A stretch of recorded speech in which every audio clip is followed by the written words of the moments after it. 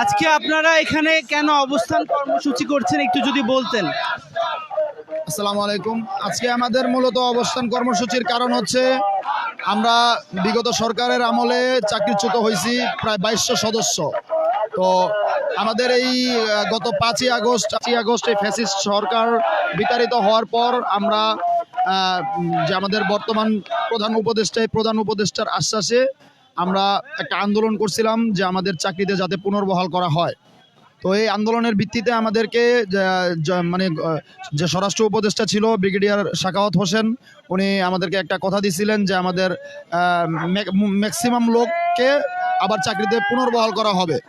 কিন্তু এই আশ্বাসের ভিত্তিতে আমরা এতদিন অপেক্ষায় ছিলাম।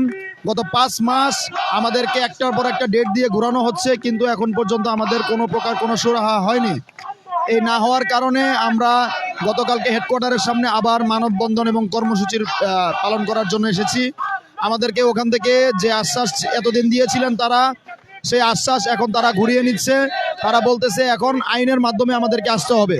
তো আমাদের যে চাকরিচ্যুত করা হয়েছে সেটা কিন্তু আইনের মাধ্যমে হয়নি, বেআইনিভাবে অবৈধভাবে আমাদেরকে চাকরিচ্যুত করা হয়েছিল। তাহলে আমরা কেন আইনের মাধ্যমে আসতে হবে? আমরা চাই প্রধান উপদেষ্টা আমাদেরকে একটি নির্বাহী আদেশের মাধ্যমে আমাদের 2200 সদস্যকে 2200 পরিবারকে আবার ভালোভাবে শান্তিতে বাঁচার জন্য একটা রাস্তা তৈরি করে দেবেন। ধন্যবাদ।